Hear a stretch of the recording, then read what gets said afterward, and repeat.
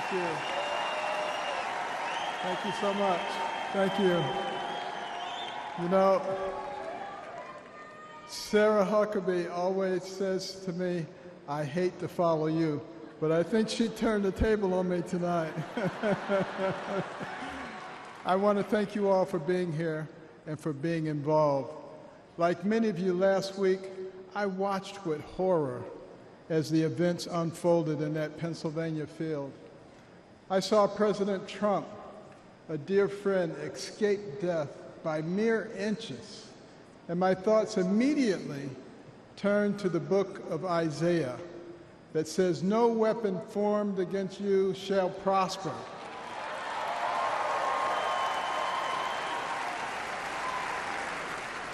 Well, let me tell you the weapons that they used. First, they tried to ruin his reputation, and he's more popular now than ever.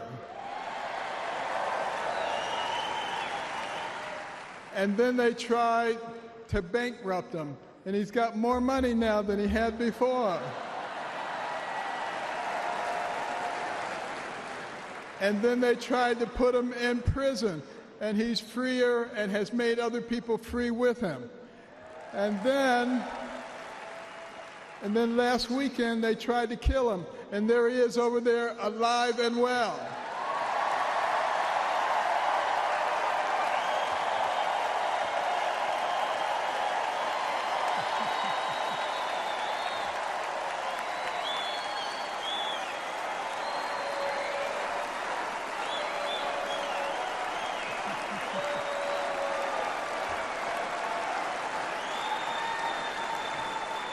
You know, I have no doubt that God lowered a shield of protection over President Trump. And I join millions of Americans in thanksgiving for President Trump's safety. And I encourage you to join me in praying each day for his continued protection. You know, our hearts go out to the victims in the audience. Let's also pray for them and their families. These events have brought unusual clarity to the times we are living in. We have all harbored the nagging feeling that everything we love is slipping away. All you have to do is turn on the television. The free press, a pillar of any free society, has abused the public trust and resorted to lies, deception, and disinformation. They divide us along lines of race, class, and gender, rather than uniting us around our shared bond as Americans. Our government has been no better, shredding our Constitution and upending the rule of law. We have a wide open border, a broken education system, and chaos breaking out around the world. And on top of it all, we have a president who, well, if you can't say anything good, don't say anything at all.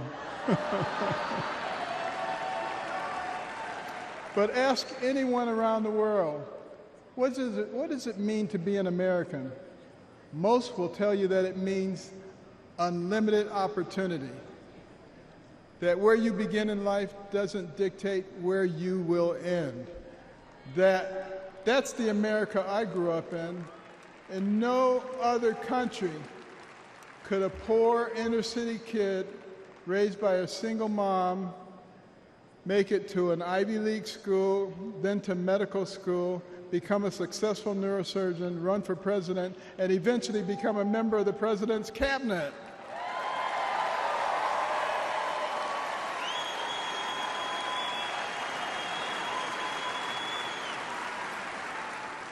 You know, and as a member of his cabinet, I had a chance to work closely with him. And I got to tell you, this is a man who is a gift to us as a nation. He is very gifted. He is very smart. He is very compassionate. He cares about people. And I'll tell you, the first time I met him, it was before either of us got into the political arena. And we were at Mar-a-Lago, and someone came up to him and said, "Mr. Trump, Rod Stewart just walked in." And he said, "I don't care. This is Ben Carson."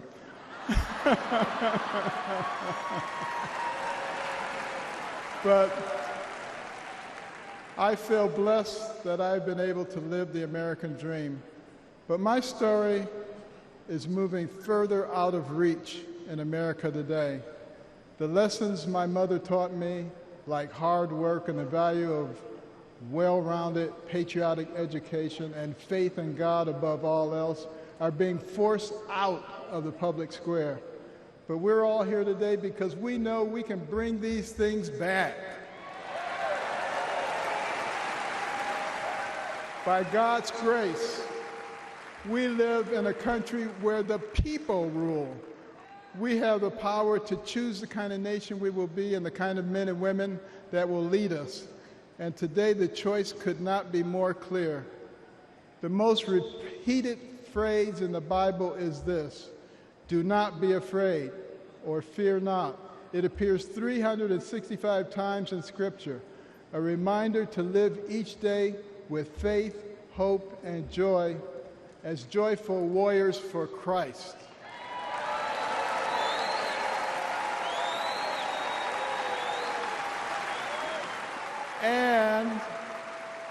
And when God is with us, nobody can stand against us. With this assurance from the Almighty, even the face of evil itself cannot shake our resolve.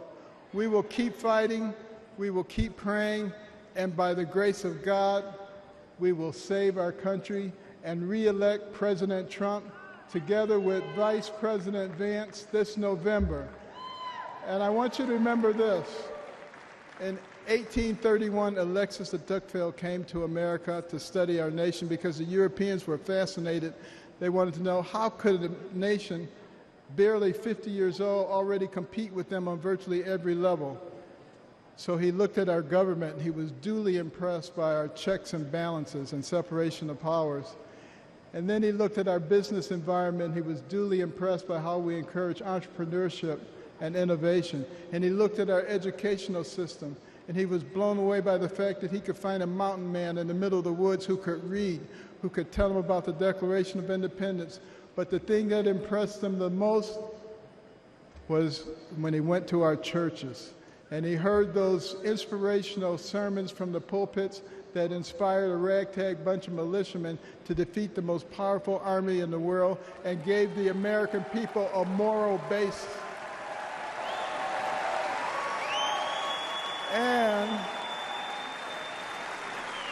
And he concluded his 2-volume set, Democracy in America, with these words. He said, "America is great because America is good. And if America ever ceases to be good, she will cease to be great.